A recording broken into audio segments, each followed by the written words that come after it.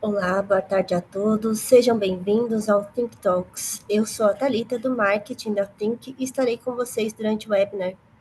Mas antes de apresentar o nosso palestrante do dia, tem alguns recados bem importantes.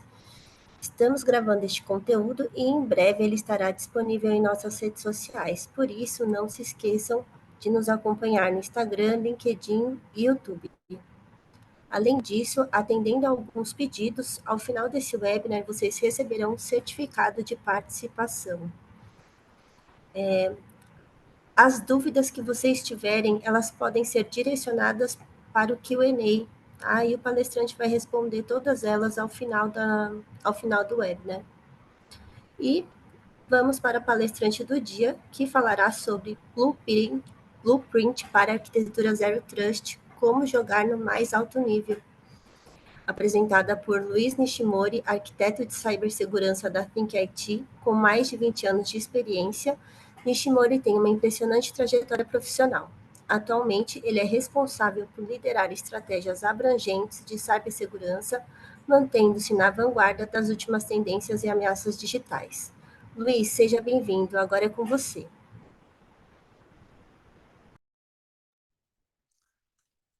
Boa tarde, eu sou o Luiz Ishimori, arquiteto de cibersegurança na Think IT, com mais de 20 anos de experiência. Já passei em diversas empresas consultoria de segurança, consultoria em modos gerais, né? Empresas de diversos setores, né? Multinacionais também, tá ok? E aí, nos últimos 5 anos, eu estou focando em segurança em nuvem, Azure, Oracle, tá? Eu também ministro aula em 2 institutos, na Darius e no Instituto, no Centro Paula Souza, tá ok? Isso aí, espero que vocês gostem desse material que eu preparei para vocês, tá? Então, aqui eu vou dar uma breve explicação do que é um blueprint, né? Que esse termo aqui ele veio da engenharia, ele não veio da TI. Eu acho que é interessante saber essa origem dessa palavra, né? Eu vou explicar de modo gerais aí o que é um Zero Trust Security, tá ok? Deixa eu só habilitar um computador laser que vai ficar melhor. O que é um Zero Trust Security, tá? Depois eu vou explicar por que adotar o Zero Trust Security, né? E aí eu vou apresentar aí uma arquitetura de Zero Trust Security, tá? Pontuando aonde que ela te ajuda a proteger a rede da sua empresa, ok? E aí depois eu vou abrir para as perguntas. Tá? Então, o que é um blueprint? Né? Blueprint era uma cópia, é uma cópia heliográfica, né? Feito em papel azul com riscas brancas de projetos de engenharia. Ele mostra todos os componentes que são ligados, como são ligados, todas as especificações desse projeto de engenharia, né? E aí o pessoal trouxe esse conceito para os diagramas de rede, para o diagrama de segurança, tá? Para os nossos tempos atuais aí, tá ok?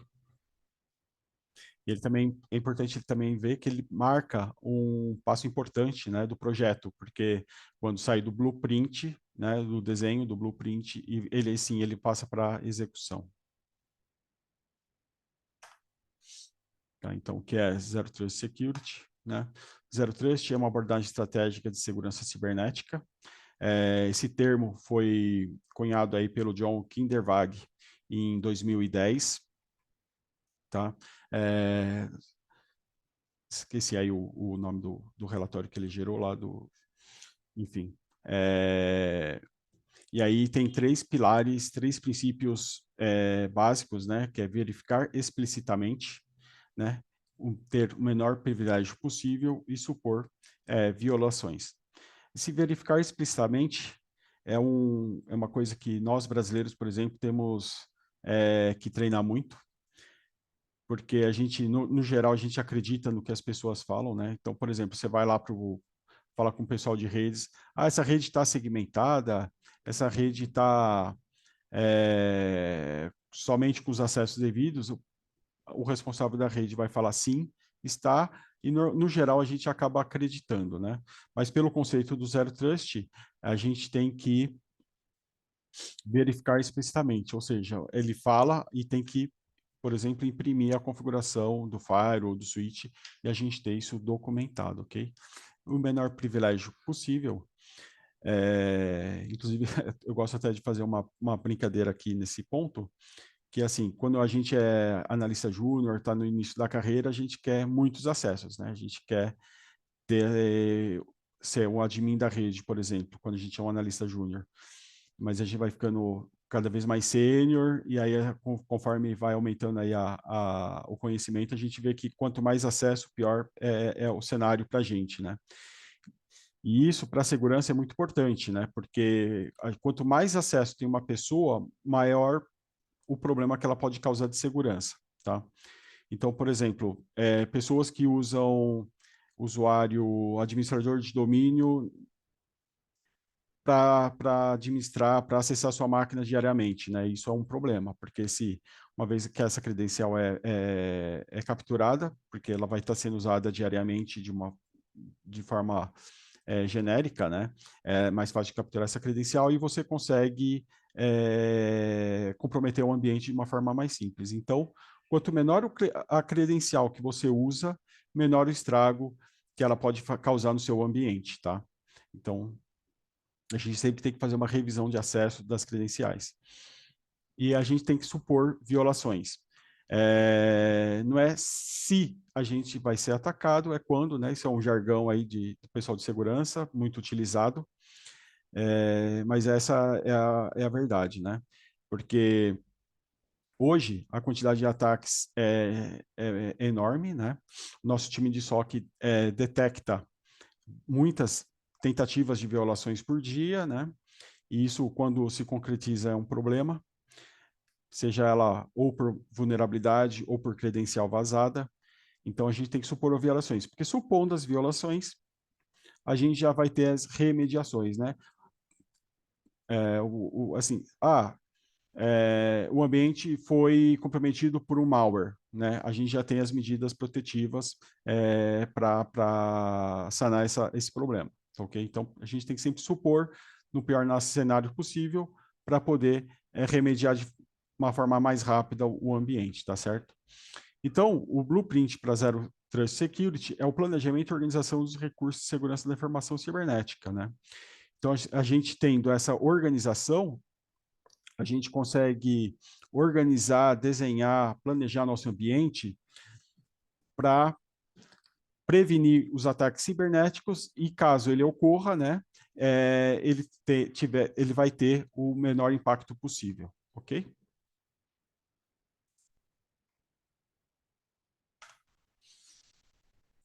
Então, assim, por que Zero Trust Security, né? Por que esse conceito veio lá em 2010, né, pelo John Kindervag? Que aí, no cenário tradicional, aí um pouco antes de 2010, né, a rede de uma empresa, por exemplo, era assim, de forma simplória, era isso aqui, né? Tinha a internet, tinha um firewall e atrás do firewall tinha todos os ativos, né? Claro, já tinha VPN, já tinha algumas coisas remota, mas era bem pouco. No geral, os dados da empresa ficavam todos atrás do firewall e dessa forma a gente fazendo a proteção do perímetro da borda, as nossas informações estavam mais seguras possível, né? E aí, o que acontece é que as empresas evoluíram, a tecnologia evoluiu, o mundo evoluiu. E aí apareceu a complexidade aí, aumentou a complexidade aí para proteger as informações da empresa, né? Então, a empresa que antes tinha um perímetro definido, uma borda definida, né, começou a ter usuários com smartphones passeando pelo mundo, começou a ter funcionários trabalhando de forma remota em qualquer lugar, né? Começamos a usar mais os serviços de nuvem, né? Principalmente serviços em nuvem, né? Aqui, ó, o Office 365, ok? E aí apareceu a necessidade da gente desenvolver, da gente desenhar um framework para proteger isso, né? E aí é onde que apareceu o conceito do Zero Trust, tá ok? E aí, de forma lúdica, a gente explica aqui o Zero Trust, o Zero Trust já vem de bem antes de 2010, né? Por exemplo, o banco já tem um conceito de Zero Trust aplicado na segurança física, né? Porque aí o ator malicioso, para acessar o banco, ele teria que fazer um reconhecimento da planta do banco, ele tem que passar pelas barreiras de proteção de acesso à agência, né? Ele tem que passar pelo sistema de monitoração para ter acesso à chave, para aí sim ter acesso ao tesouro dele aí, que seria aí no caso do banco os valores de dinheiro, né? Então, isso aqui, o Zero Trust de forma lúdica, e aí a gente trouxe, o John Kindervag trouxe esse conceito para o sistema de tecnologia de segurança da informação, ok? Então, e com isso apareceram os pilares aí do Zero Trust, né? Identidade, os endpoints, os dados, os aplicativos, a infraestrutura e a rede, né? E aí dentro delas aparecem as camadas de proteção de cada uma, né? Que no Zero Trust, todas essas etapas têm a proteção, ok? Então, vamos lá. Network, temos o Firewall, as VPNs, o NAC, a microsegmentação, IPS, WAF. Né? E aí, isso aqui é tudo muito bem forte, muito bem já esclarecido, que toda empresa precisa, né? Uma vez que isso aqui já vem antes do conceito do Zero Trust. Firewall, por exemplo, já tem desde sempre, né? As VPNs também já faz aí muito tempo, né? O NAC começou a ganhar força aí no ano 2000, né? Aí com o protocolo 802.1x, né? As microsegmentações apareceram aí com o conceito do Zero Trust. Não é porque você está na mesma rede, na mesma sub-rede, que você vai, por exemplo, poder acessar a máquina que está do seu lado, ok? Os IPS para monitorar tráfego malicioso e o AF para poder proteger as aplicações web. E na questão de infraestrutura, a gente tem aí as camadas de proteções de gestão de vulnerabilidade. É muito importante a gente entender nossas vulnerabilidades, né? Uma vez que, se a gente não puder corrigi-las, a gente tem que mitigar, né? A gente tem que ter gestão de patch, manter o nosso ambiente sempre o mais atual possível, né? E mais uma vez, se a gente não puder aplicar o patch, a gente tem que ter uma mitigação para esse patch, tá? Temos que criptografar nossos dados, né? Seja ele em trânsito, seja ele em repouso, ok? Temos que ter o inventário, né, da nossa infraestrutura. Isso é importante porque com o inventário e a topologia aqui, né, os dois aqui trabalhando junto, a gente vai conhecer a nossa superfície de proteção, né? Então, se a gente não sabe o que está protegendo, o que tem que proteger, como a gente vai saber como proteger, né? O que tem que proteger. Então, é importante a gente conhecer o nosso ambiente. A parte de aplicativos, né? Hoje a gente tem, para quem, por exemplo, desenvolve software in-house, né? Softwares proprietários dentro de casa, a gente tem aí o SAST, que é a análise estática do código, né? Ou seja, apontar as vulnerabilidades, os problemas de escrita de código antes dele ser publicado, né? A gente tem análise dinâmica do código, ou seja, ele já no ambiente de QA ou no próprio ambiente de prod, de produção, a gente pode fazer uma análise de vulnerabilidade e já remediar essa vulnerabilidade, né, antes de um ator malicioso. A gente tem aí como também conhecer melhor o nosso ambiente, fazendo um pen test, né? Nada melhor como que a gente vai proteger melhor a nossa informação, né? Sabendo por onde que o ladrão pode entrar. Por exemplo, você vai proteger a sua casa, se você fizer uma análise de vulnerabilidade da sua casa, né, contrata uma assessoria para tentar fazer a invasão da sua casa, para ele te apontar as eventuais falhas. E isso acontece também nos nossos aplicativos, tá? Shadow IT. Shadow IT hoje é um desafio, né? Porque todo dia nasce um software as a service, né? Que pode ser contratado diretamente por qualquer departamento da tua empresa, sem passar pelo crivo da equipe de segurança da informação e de tecnologia da informação, né? Isso a gente sempre que faz entrevistas, faz auditorias nas empresas, a gente detecta o Shadow IT, né? Por exemplo, aí um departamento a contabilidade, eles contratam um software para ajudar eles na gestão de algum projeto, na gestão de alguma necessidade deles, e eles contratam de forma direta, sem passar pelo crivo da TI. E isso é um problema, porque será que esse software está bem configurado? Será que esse software tem os requisitos mínimos de segurança, né? Como é feita a autenticação com esse software? Tá ok?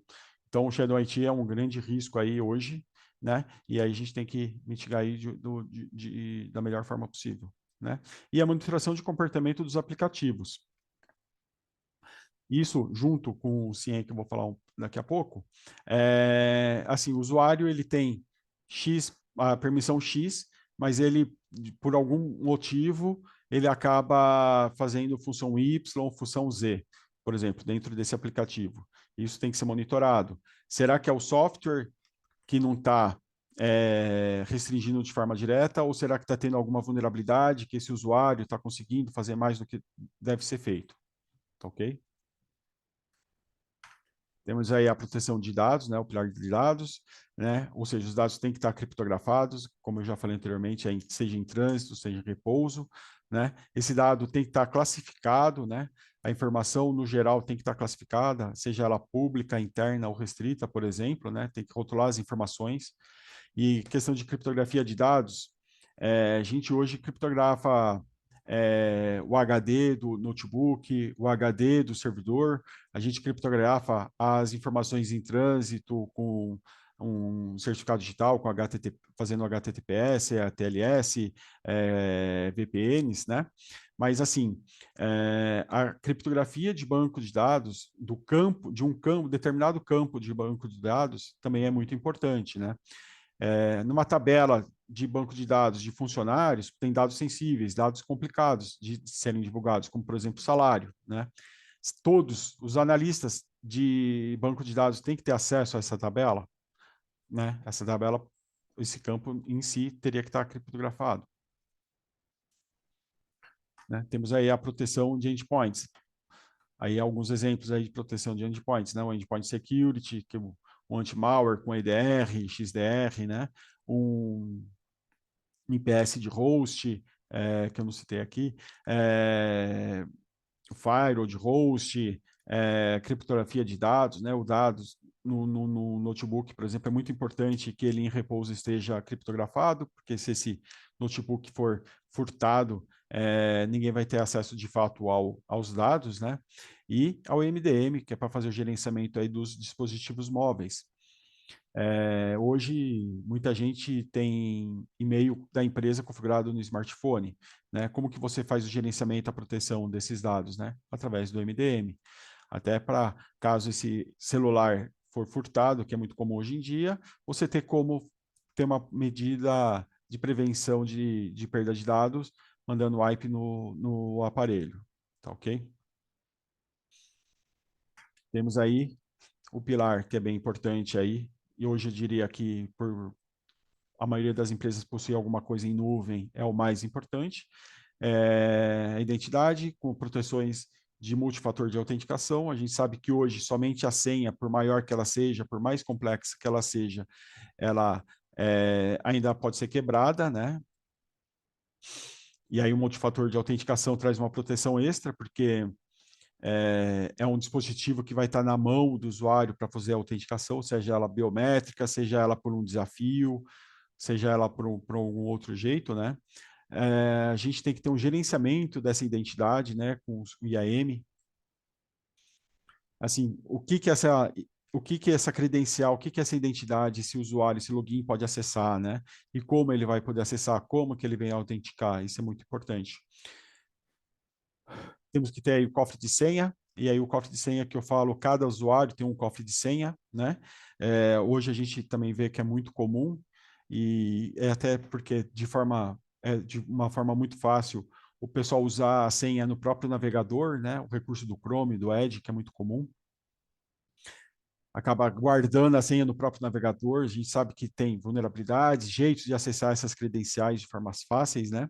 Então é bom ter uma ferramenta para ter o controle dessa senha fora do navegador, por exemplo, uma ferramenta com mais sustentação, com mais gerenciamento, com mais proteção, tá? E aí também falando de PAN, né? Que é um gerenciador de acessos privilegiados, né? Para, por exemplo, acessar servidores. Como que eu vou acessar o servidor sem eu ter acesso à senha do servidor, né? Você vai usar um PAN, por exemplo, tá ok? Dessa forma, ninguém vai ter acesso à senha de root de um Linux, de admin de um domínio e por aí vai. E aí essa credencial vai estar mais protegida, uma camada a mais uma camada a mais aí, tá ok? E não adianta nada ter essas ferramentas, desses processos, né? Se você não tiver uma visibilidade, uma orquestração desses logs, tá certo? E uma automação na tomada de decisão, uma automação na tratativa desses possíveis incidentes, né? Então aí entra aí o CIEM, né? Para fazer toda a monitoração dos logs. O CIEM ele vai ter visão dos logs tanto de network, identidade, por exemplo, e ele já vai conseguir correlacionar esse log, né, e acender um alerta lá para o time de SOC, caso seja uma ação que não é normal, ok?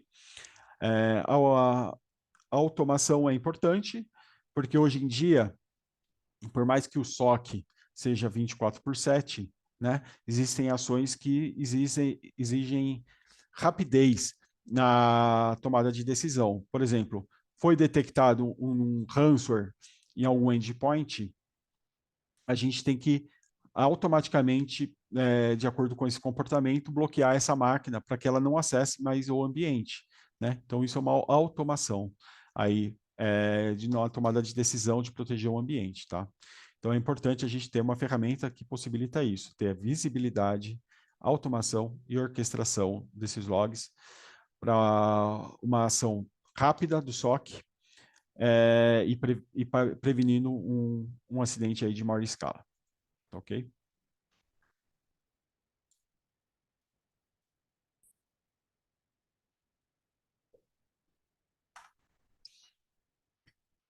Então, aqui vem é, uma arquitetura, uma sugestão de arquitetura, né?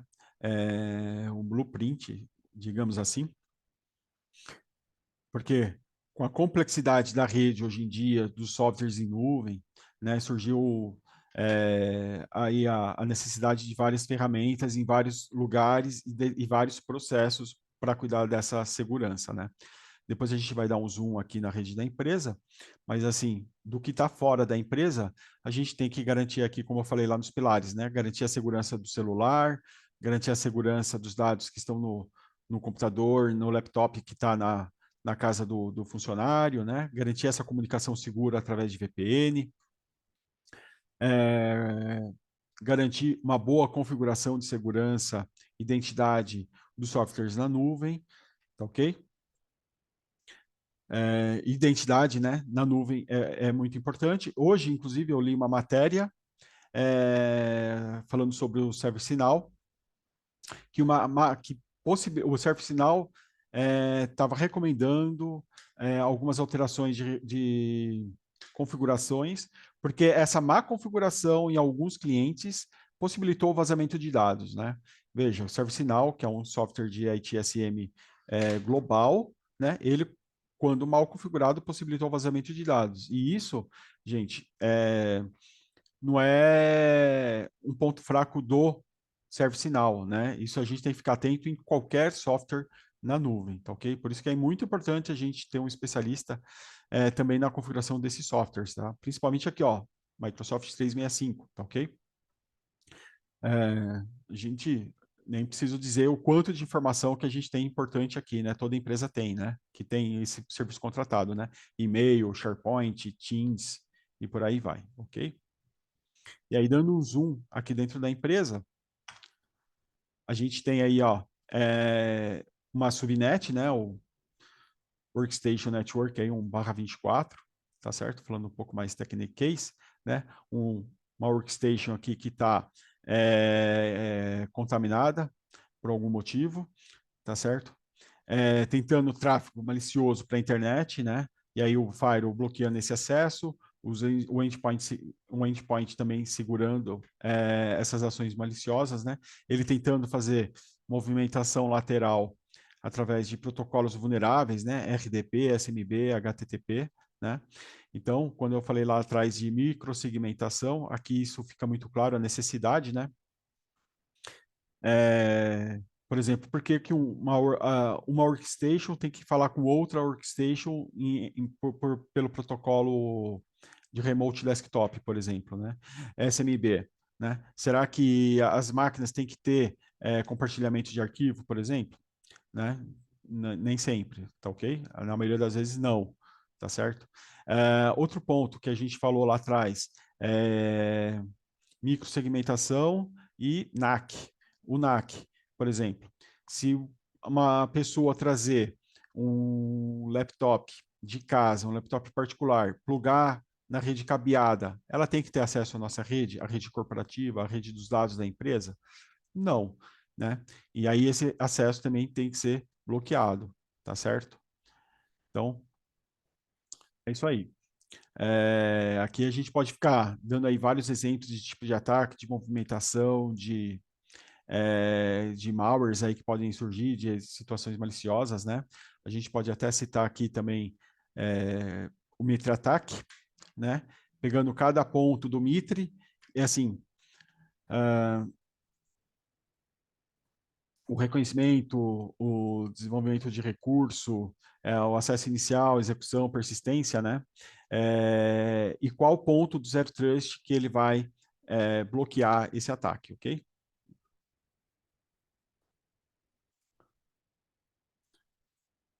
Tá? Então, pessoal, é isso aí. Então, tem uma frase do Sun Tzu que eu gosto muito, né? Os guerreiros vitoriosos vencem antes de ir à guerra, ao passo que os derrotados vão à guerra e só então procuram a vitória, né?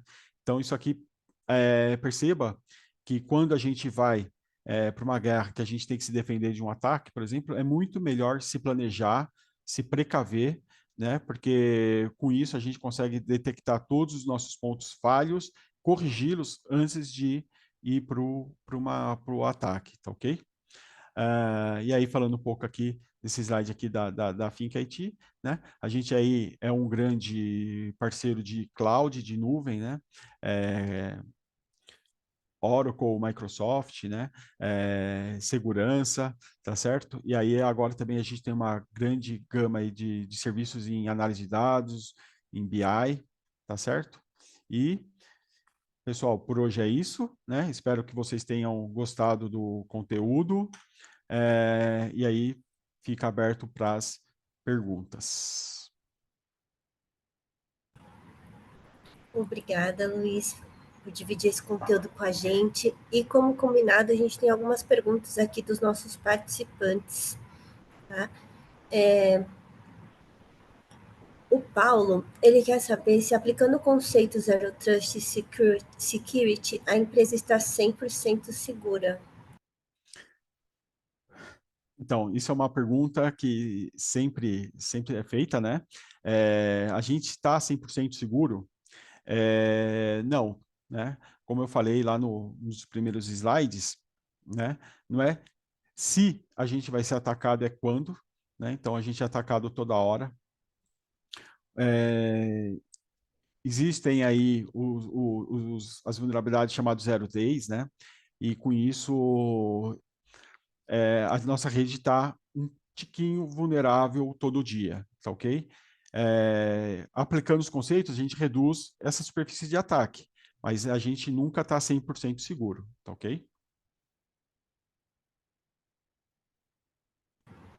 Certo. O Mário, ele pergunta o seguinte: veja alguns fabricantes falando do SASE, o que ele diverge do Zero Trust? o SASE, né? Que é o Security Access Security Edge, né? O que ele difunde do Zero Trust? O SASE é para você fazer um acesso seguro aos softwares em nuvem, né? E o Zero Trust, ele vai proteger além disso, tá? Então, por exemplo, como eu posso voltar aqui uns slides para dar o um exemplo com a arquitetura, né? Por exemplo, o SASE, ele vai possibilitar o acesso seguro a esses assim, por exemplo, esse funcionário que está na casa dele, ele vai acessar via SASE todos esses ambientes, tá ok? Mas, por exemplo, dentro desse ambiente, o SASE não vai proteger. Por exemplo, se tiver um workstation contaminado, tá ok? Ele vai poder chegar nos servidores, vai poder chegar em algum outro lugar do ambiente, tá? Então, só o SASE não resolve o Zero Trust. Muita gente, inclusive, tem um conceito que é muito bem falado, que é o Security, o Zero Trust Network Access, né? E aí ele protege mais a parte de rede, não a parte de identidade, por exemplo. Espero ter esclarecido as dúvidas.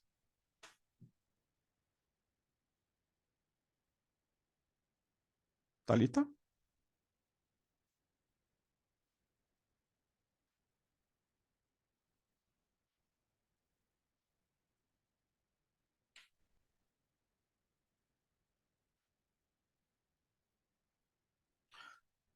Então, pessoal, acho que a Thalita deve ter tido algum problema de conexão, né? Deixa eu tentar acessar aqui o QA.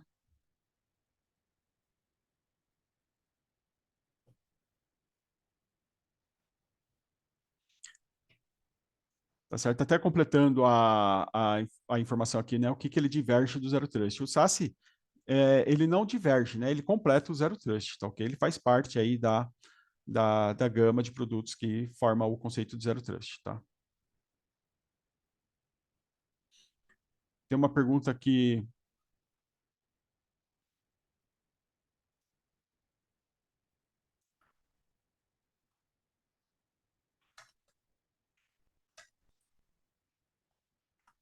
É,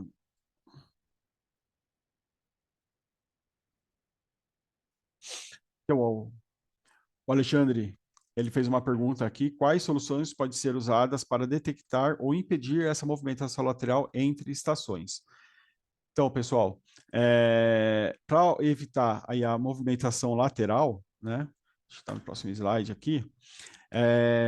Um endpoint que possibilita configurar rede, detectar comportamento de rede no endpoint, evitaria a movimentação lateral.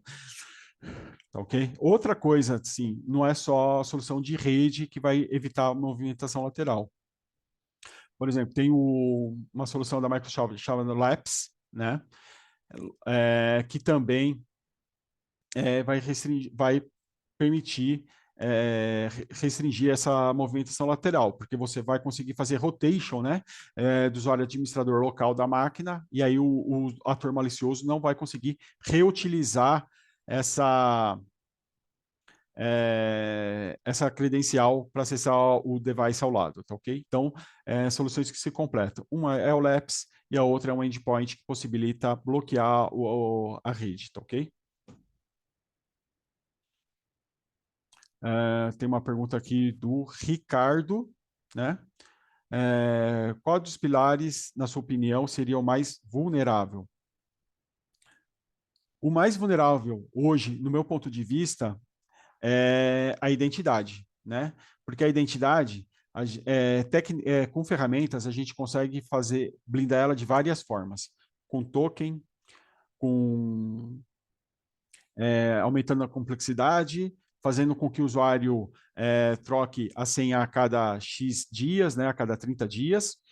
Mas, né, lembrando, tem o fator humano. A credencial está na mão de um usuário, né? E essas credenciais, falando de credenciais de usuário, né? Não de credenciais não humanas, né? Como de aplicativos, APIs.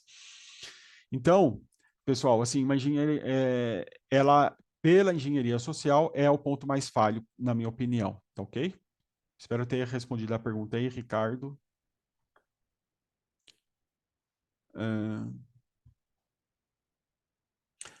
E aí aqui também tem uma pergunta do Marcelo, perguntando qual a diferença entre Zero Trust e o Mitre Attack. Acho que eu falei até um pouquinho disso na apresentação. Assim, a diferença é que o Zero Trust é um framework para defesa, né? Já o Mitre Attack é um framework para ataque. E assim, para você usar de fato o Zero Trust na melhor forma, você tem que conhecer o Mitre Attack, né? Você sabendo como o ator malicioso vai agir, vai atacar, você consegue melhor se defender, né? Isso faz bem jus à frase aí que eu citei, do Sun Tzu, ok? E, por exemplo, a primeira fase do ataque, né, do Mitra ataque, é o reconhecimento, né? Como que a gente pode evitar, quais os conceitos do Zero Trust que vai evitar o reconhecimento? Por exemplo, um firewall bem configurado, uma ferramenta de CTI, né, para fazer o thread intel bem configurada, bem ativa, tá ok? Para que uma ferramenta de thread intel, um serviço de thread intel contratado vai conseguir te alertar de credenciais vazadas mais rápido, né? Tá ok? E é isso, pessoal. Isso até essa diferença Zero Trust e Mitre Attack pode deixar até uma ideia para o próximo webinar. Ok? Obrigada, Luiz. Obrigada aí por esse conteúdo. Consegui voltar, tive alguns problemas técnicos. Acontece, E, né? e para fechar aqui o nosso Think Talks de hoje, eu tenho algumas novidades, né? A gente já tem até a data do nosso próximo episódio, que vai ser no dia 31/10, terça-feira, às 17 horas. O encontro será apresentado pelo Marcos Pires, nosso head da unidade de cibersegurança. E o tema é como escalar o nível e a maturidade de segurança da informação da sua empresa, certo? Além disso, também tem o certificado de participação para todos os convidados que estão aqui com a gente hoje, né? E no final do Think Talks, temos também uma enquete com algumas dúvidas, né, sobre o que vocês acharam desse conteúdo, com espaço para sugestões dos próximos episódios, caso vocês tenham interesse, né, em aprofundar mais o conteúdo em cibersegurança. E, mais uma vez, muito obrigada pela participação de todos. Continuem nos acompanhando no Instagram, LinkedIn, YouTube e Spotify. Até mais, pessoal. Tchau, tchau. Até mais. Boa noite. Tchau, tchau.